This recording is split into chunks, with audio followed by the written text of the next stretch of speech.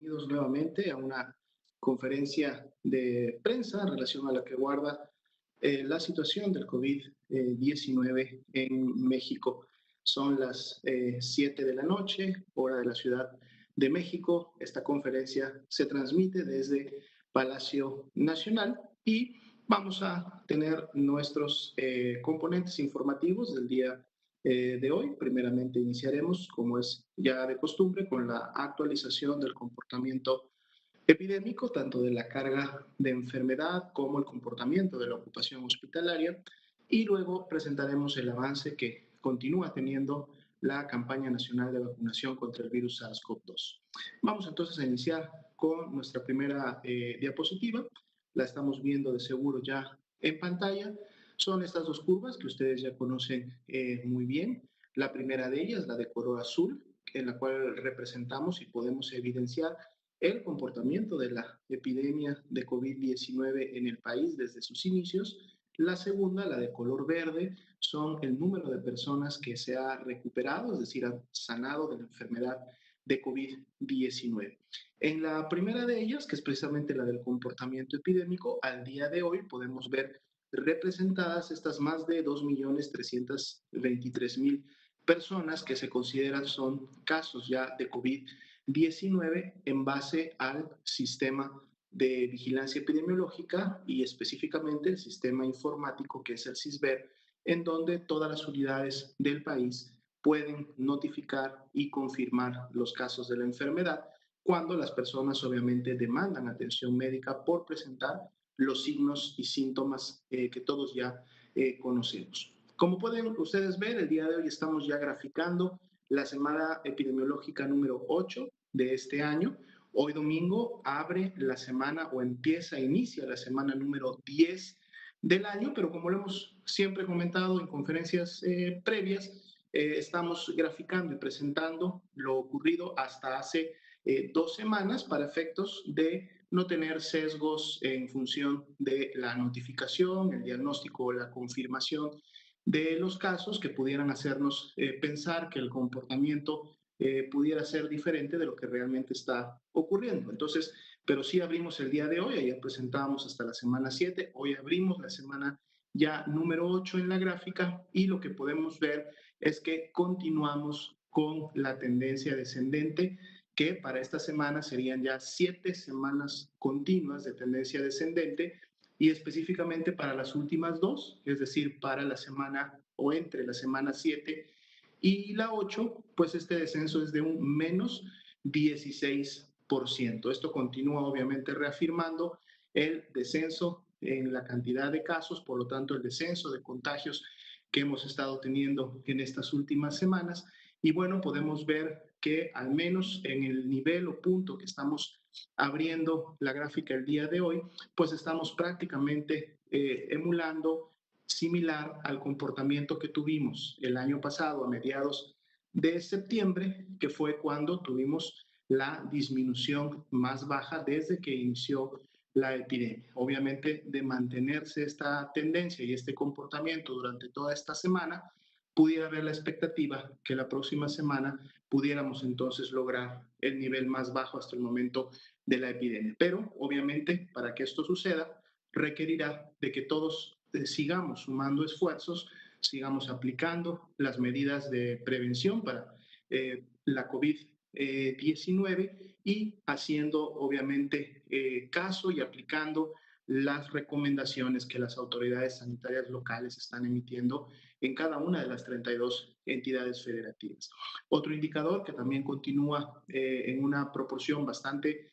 baja, y lo tenemos así ya prácticamente desde hace 2 semanas y media, es el de casos activos estimados, es decir, de ese gran total de casos que hasta el momento se han confirmado, solo un 2% corresponden a la epidemia activa, es decir, las personas que en los últimos 14 días han enfermado y que por lo tanto pues pueden continuar transmitiendo la COVID-19. Son 48.386 la que tienen esta característica. Y también noche con noche hacemos el contraste contra aquellas personas que también en este momento ya tienen esquemas completos de vacunación, por lo que estamos esperando que ya la gran mayoría de ellas y una pequeña parte que se vacunó en las últimas 2 semanas pudieran en las siguientes semanas, pues obviamente ya haber logrado la inmunidad que la vacuna tiene como objetivo producir en las personas que las reciben, y por lo tanto estas 603.636 personas hasta el momento ya con esquemas completos, pues estaríamos esperando que no pudieran enfermar de COVID en siguientes meses. Así también, para el día de hoy, como decíamos en la curva de color verde, actualizamos más de 1.670.000 personas que felizmente pudieron recuperarse de la enfermedad, sanaron de la misma, y obviamente también vemos ese comportamiento histórico. Así como el COVID leve y el COVID moderado puede atenderse de manera ambulatoria, inclusive en el domicilio de las personas, la gran mayoría de ellas solo con tratamiento sintomático, también tenemos la presentación de lo que es COVID grave y COVID crítico. Un 20% al menos puede desarrollar COVID grave, y dentro de este 20% otra proporción COVID crítico. Y precisamente el COVID crítico es el que genera las principales complicaciones que también pueden llevar lamentablemente a las personas a perder la vida a consecuencia de las mismas. Para el día de hoy son 190.604 las personas que lamentablemente han fallecido precisamente a consecuencia de estas complicaciones.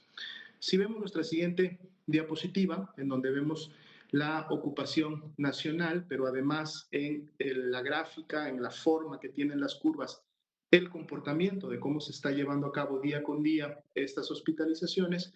vemos obviamente con agrado que continuamos con un descenso también para el día de hoy. Y para el día de hoy, en comparación al día de ayer, cuando vemos la media nacional, esta ocupación nacional de todos los tipos de camas, tenemos una disminución de 2 puntos porcentuales, situándose entonces la ocupación nacional en un 27%. Y podemos ver en la gráfica claramente cómo continúa también marcándose esta tendencia descendente en la ocupación, y estamos también prontos a poder en su momento alcanzar las ocupaciones mínimas que tuvimos en los meses de septiembre, después del primer acné, primera ola, primer pico, como ustedes gusten interpretar a la primera curva. Si vemos en la siguiente diapositiva, vamos a enfocarnos dentro de ese gran grupo de ocupación nacional a las camas que están destinadas para hospitalización general. Ya tenemos muchas semanas en donde no hemos tenido entidades federativas que tengan una ocupación superior al 70%, y el día de hoy tenemos solamente una entidad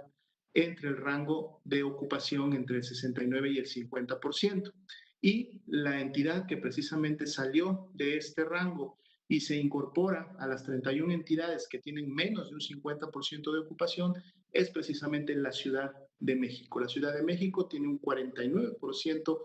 de ocupación reportada en las últimas 24 horas para camas generales, y obviamente entonces esto la pone dentro de este grupo que tiene más de la mitad de sus camas disponibles. Y podemos ver cómo a nivel nacional ocurre una disminución de un punto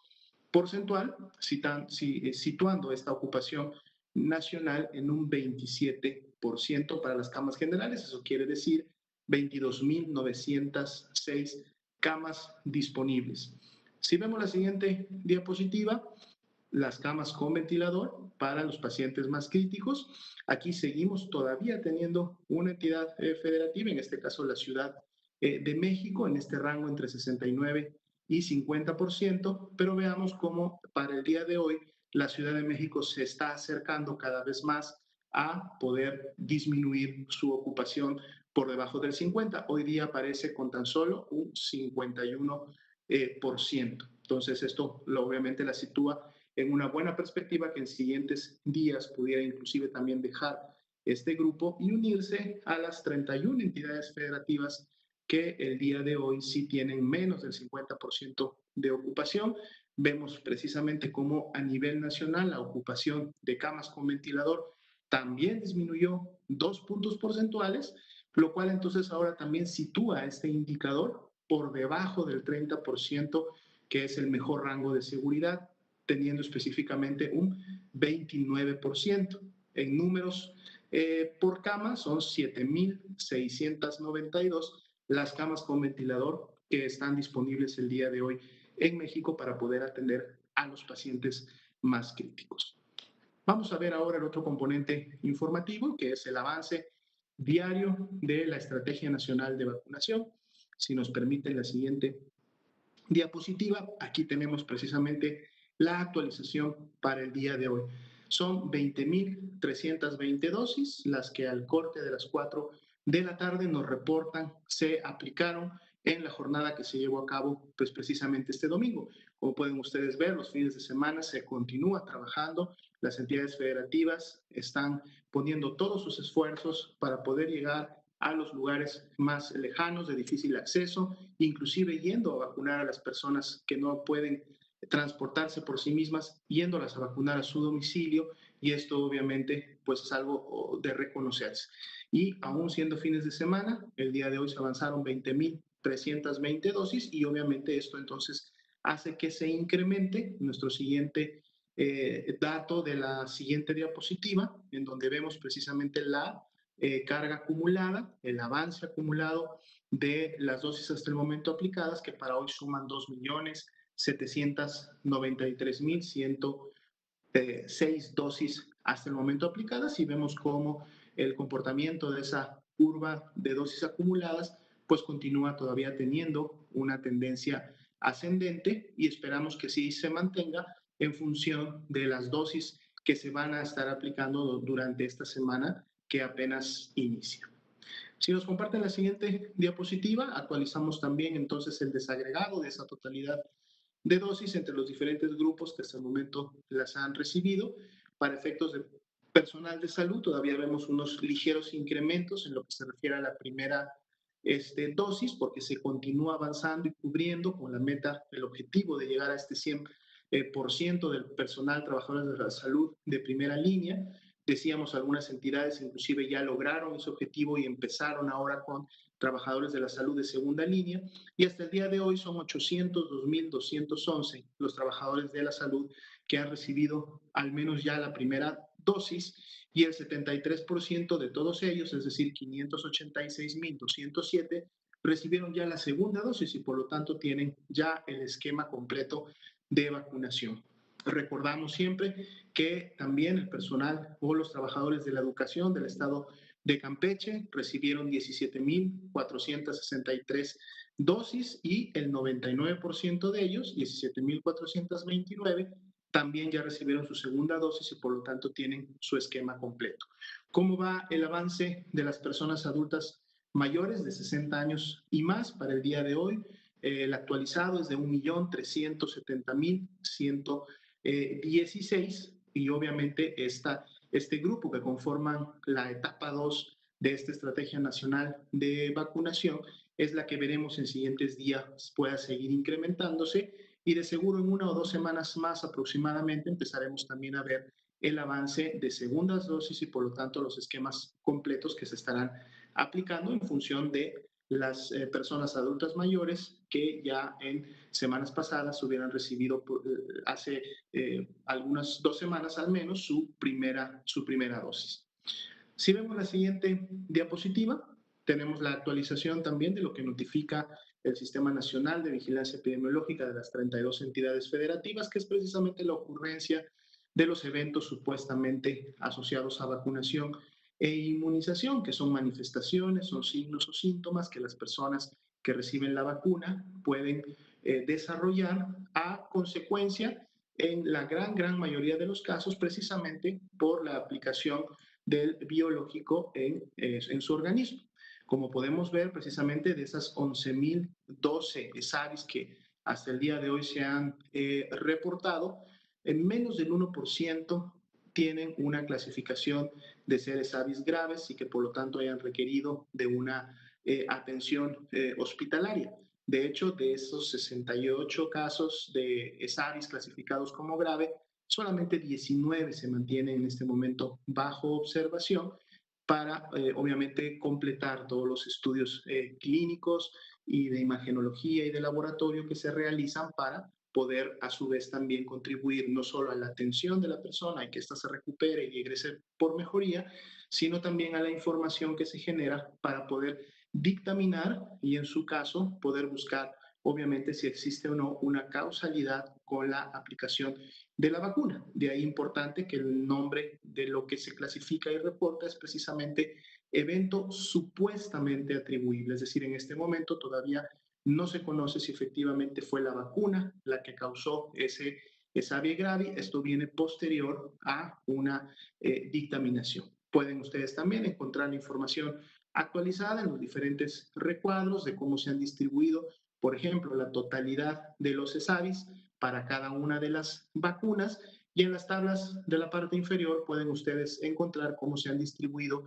los 68 ESAVIS que fueron clasificados como graves por tipo de vacuna, por sexo, por el estado actual en donde se encuentran hospitalizadas estas 19 personas, y así también la totalidad por cada una de las entidades federativas. Esto lo estamos actualizando diariamente para que ustedes siempre tengan la información, y seguimos destacando la proporción que ha significado la ocurrencia de los ESAVIS en relación a la totalidad de dosis hasta el momento aplicadas, la cual pues es una proporción bastante baja, solo 0.4%, y podemos ver que esta se ha mantenido de una manera estable, de una manera constante, independientemente que las vacunas han continuado incrementando en su aplicación pues día con día.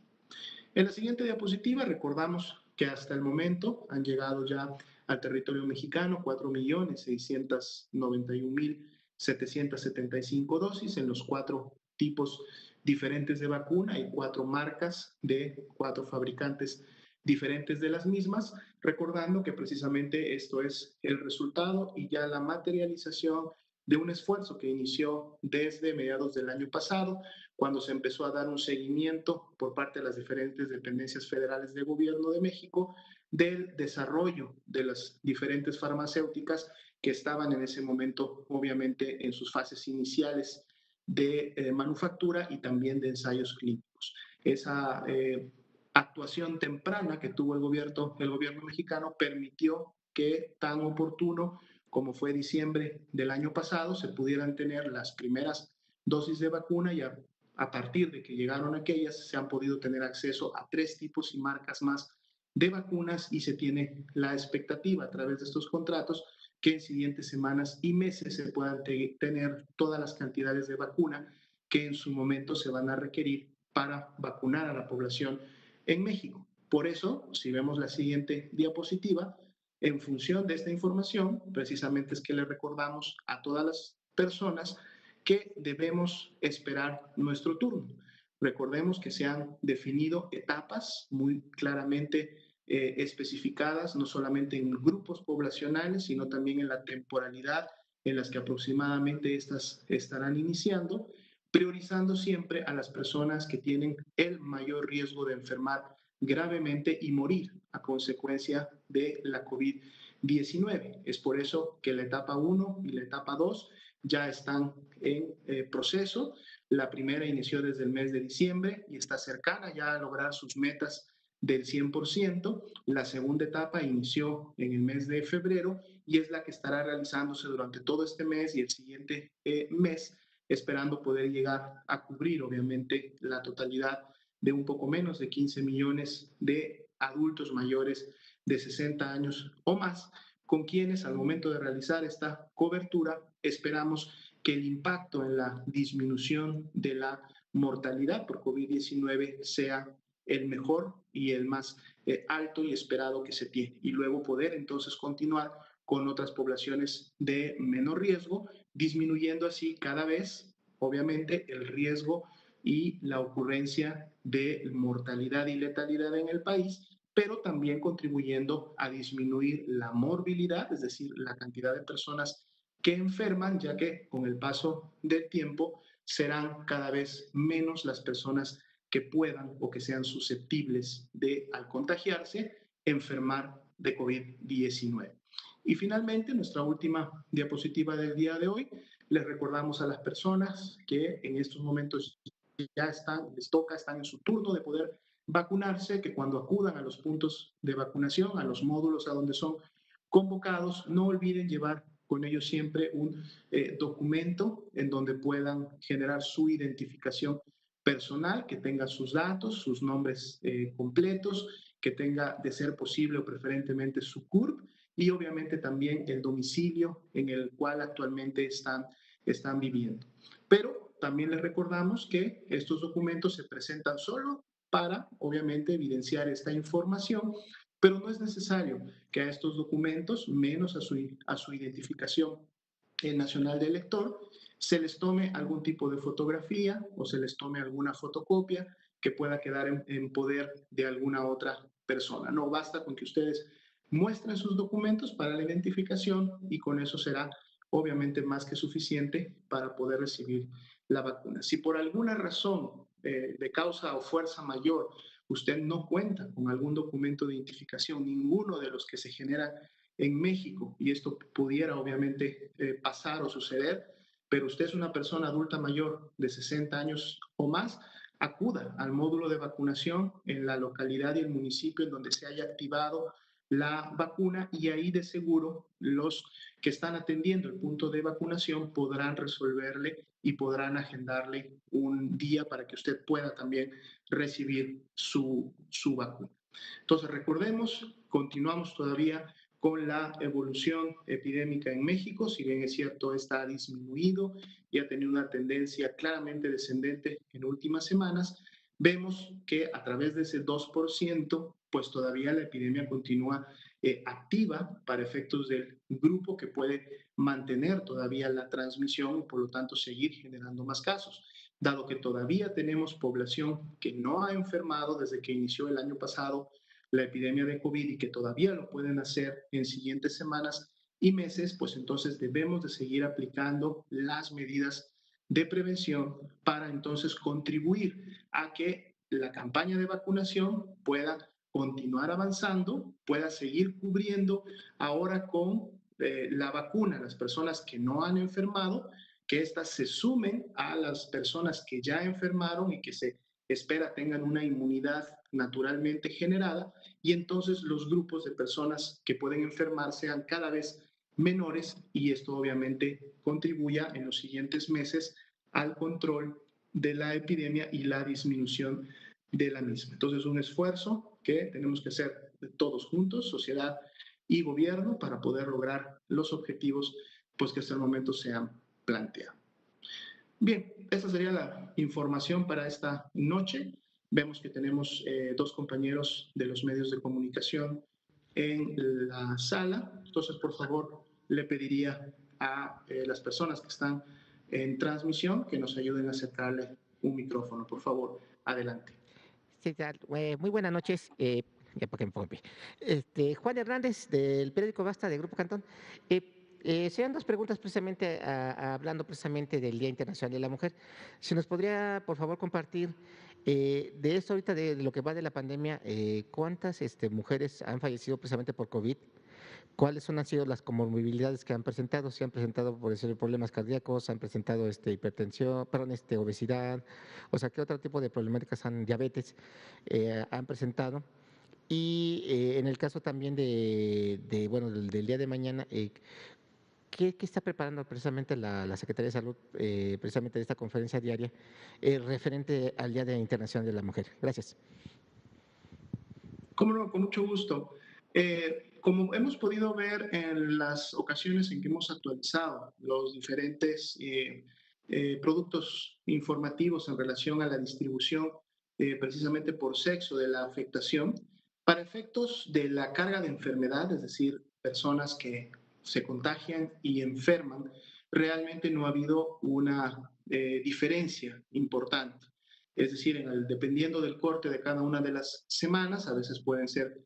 los hombres que tienen un porcentaje mayor y en varias otras semanas han sido las mujeres, pero básicamente siempre ha habido un balance en esta ocurrencia. Donde sí hemos visto una diferencia importante, que inclusive ha llegado a ser o llegó a ser en algún punto de la epidemia hasta de un 65%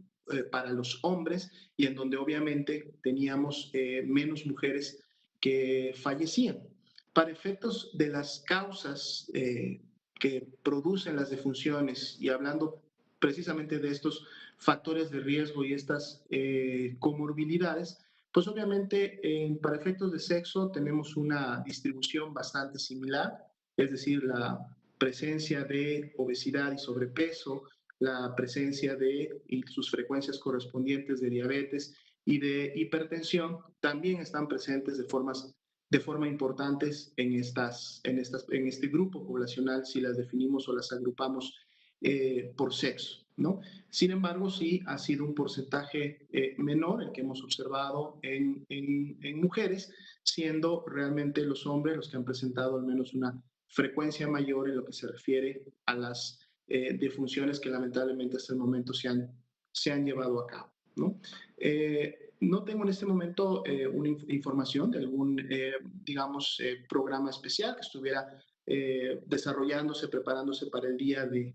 mañana, pero obviamente como se ha hecho siempre en ocasiones anteriores y cuando se tienen días internacionales en donde hay que recordar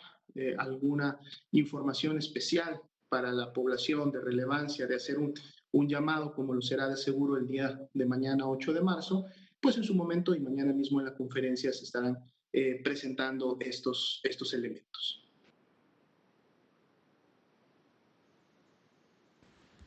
Adelante, por favor. Hola, buenas noches. Ignacio de Alba, de Pie de Página. Preguntarle si ya se piensa en una desconversión hospitalaria. Y tengo otra pregunta. ¿Cómo no? Tenemos lineamientos que de hecho se implementaron, se difundieron ya desde el año pasado. Es un lineamiento específico justo para lo que se ha conocido públicamente como de resconversión, es decir, cuando ya una unidad hospitalaria tiene una baja cantidad de hospitalización de pacientes COVID, sobre todo cuando están por debajo del 30%, pueden empezar a utilizar camas que estaban originalmente clasificadas o apartadas para pacientes IRA, infección respiratoria aguda grave, para obviamente poder dar atención médica a otro tipo de padecimientos y a otras personas. Una de las principales reglas de reconversión es precisamente que esta no se puede iniciar hasta estar en un nivel de riesgo de color amarillo, es decir, en naranja y en rojo obviamente no se puede iniciar ningún trabajo de reconversión, pero en amarillo y obviamente en verde sí se puede realizar. Debe de ser una de reconversión paulatina, pero aunque ésta se inicie, el mismo lineamiento mantiene que siempre debe haber un 30% de la capacidad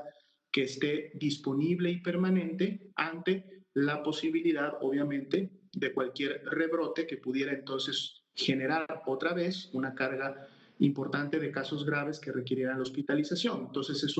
este elemento del 30% es precisamente una medida de seguridad en donde siempre se tendrá ese número de camas hasta que obviamente no se haya terminado la emergencia sanitaria en la cual nos encontramos producto de esta pandemia. Cada una de las entidades federativas, obviamente para los hospitales que dependen de sus secretarías, así como las instituciones, el IMSS, el ISSSTE, Pemex, la CDN, la CEMAR, todos conocen estos lineamientos, de hecho se trabajó de manera conjunta con todos ellos y en la medida que se vayan dando las condiciones de seguridad, de seguro podrán empezar a aplicarlo. Sin embargo, es importante comentar que al menos hasta el momento y de los últimos datos e información que se tienen, los procesos de reconversión ni siquiera han superado un 2 o 3%. Entonces, de seguro si inician con alguno de ellos, lo veremos en siguientes semanas. Gracias. Y también preguntarle si hay o cuál es la explicación técnica sobre el descenso tan importante de casos de contagios. Lo podemos, con mucho gusto, lo podemos ver precisamente en las gráficas cuando tenemos una disminución importante de casos, es decir, de carga de enfermedad, y como lo vemos en la línea azul, este descenso que tenemos ya evidenciándose desde hace 7 semanas, un descenso bastante importante y que se ha mantenido durante estas 7 semanas. Entonces, al tener menos cantidad de personas que se contagian y enferman, la proporción de casos graves, recordando que de manera general es alrededor del 20% de las personas que enferman de COVID, entonces este 20% pues también se reduce en número de personas. Se van reduciendo la cantidad de casos, como lo vemos claramente en la línea azul de nuestra primera diapositiva de todos los días, entonces esa disminución impacta directamente en que ya no se tengan tampoco más casos graves. Por lo tanto, mientras van pasando los días y las personas que ya estaban hospitalizadas desde hace 2 o algunas de ellas 3 semanas van saliendo de alta, pues no hay más ingresos porque ya no hay una carga importante de enfermedad grave y entonces los hospitales se van desocupando y es lo que hemos visto precisamente en estas últimas semanas, es decir, una curva o una carga de hospitalización, en este caso es congruente y va de la mano, es una consecuencia de la disminución de la carga de enfermedad o de los contagios y de los casos. Gracias.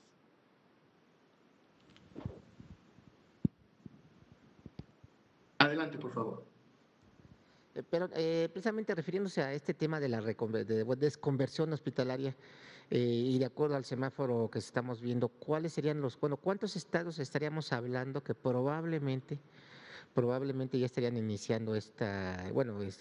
desconversión y redesconversión, como se le llame, y sobre todo, ¿en qué tiempo estaríamos hablando? A lo mejor, no sé, ya para mayo, para abril,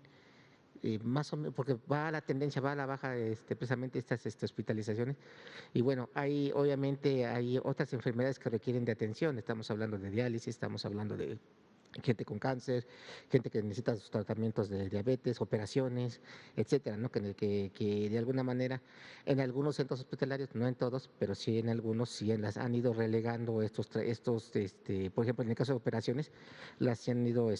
reprogramando. Entonces, ¿cuándo podríamos ya hablar digamos, de este gran paso? Sí, cómo no. Esta es una actividad dinámica que obviamente ocurre en el nivel muy local, es decir, ocurre a nivel de unidad hospitalaria. Como comentaba, el lineamiento no permite iniciar la reconversión hasta que una entidad está en un nivel de riesgo medio o que es el color amarillo. Por lo tanto, las únicas entidades que pudieran en su momento empezar a pensar en aplicar este lineamiento serían las 21 entidades, 19 que están actualmente en amarillo, 2 que se encuentran en verde son las que podrían empezar a aplicar este lineamiento. Sin embargo, esto también depende obviamente de cada unidad. Cuando nosotros hablamos de los porcentajes de ocupación, llegamos hasta un nivel subnacional que es de la entidad federativa, pero también se tiene la información para cada municipio, para cada localidad y para cada unidad médica. Entonces, aquí es importante y es parte también de lo que el lineamiento en su momento genera como protocolos y como activación. No es lo mismo, obviamente, tener un hospital general, a lo mejor estatal, ubicado en una ciudad capital, en donde cuenta con 150 o 200 camas, y por lo tanto el 30% de esto puede ser suficiente para tener un nivel de respaldo, de resguardo para los pacientes con IRA, que a lo mejor una unidad médica que se encuentra en una ciudad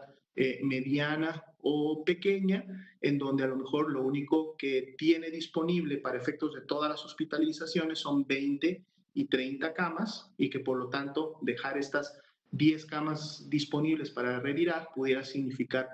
un riesgo. Entonces, otro elemento que entra dentro de la toma de decisiones es precisamente la actividad epidémica que se tiene a nivel local. Si a nivel local se está teniendo todavía una actividad epidémica importante, es decir, hay una carga de enfermedad que esté todavía generando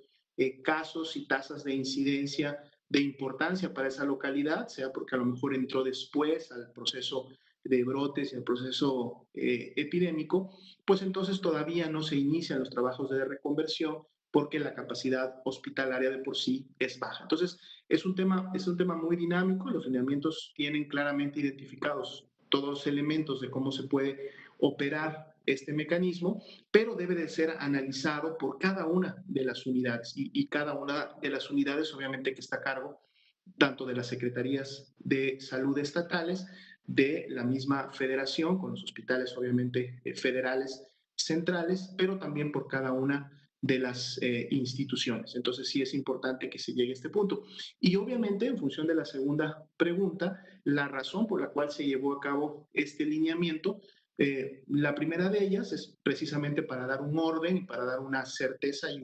un actuar técnico de cómo llevarla a cabo. pero precisamente con el objetivo de poder entonces empezar a recuperar capacidad hospitalaria para poder dar la atención a otro tipo de padecimientos y otras necesidades de atención médica en el segundo y tercer nivel que también tienen obviamente las personas. Entonces, en la medida que la epidemia se controla, en la medida que hay una disminución en su carga de enfermedad grave, entonces las unidades pueden volver a retomar sus actividades para la atención mayor. Ahora recordemos que estamos hablando de las unidades que fueron designadas como unidades IRAG, es decir, aquellas unidades que iban a atender a pacientes, a personas con problemas respiratorios o con la sospecha de tener COVID-19. Pero recuerden que hay otro tipo de unidades, hay otras unidades que nunca fueron clasificadas como unidades COVID.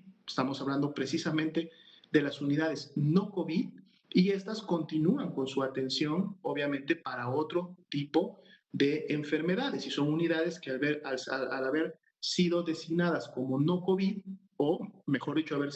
no haber sido escogidas como unidades COVID, pues continuaron con la atención específica para las personas que requieren otro tipo de atención por tener otro tipo de enfermedades. Un caso de ellos son, por ejemplo, los diferentes hospitales oncológicos, los diferentes hospitales materno-infantiles u hospitales de alta especialidad, que precisamente por su enfoque continuaron ofreciendo sus servicios, a lo mejor en algunos casos con alguna disminución porque parte de su personal médico tuvo que resguardarse, pero continuaron ofreciendo sus servicios especializados en estas otras áreas a las personas que así lo requerían. Los hospitales de salud mental en todo el país también continuaron dando sus servicios para cubrir este tipo de problemática en la población. Entonces aquí, cuando hablamos de reconversión, no estamos hablando de la totalidad o del 100% de la capacidad hospitalaria del país, sino solamente de aquellos hospitales que por las necesidades de la epidemia tuvieron en su momento que ser clasificados como COVID y muchas de sus camas tuvieron que ser reconvertidas para efecto de atender a este tipo de pacientes. Adelante, por favor.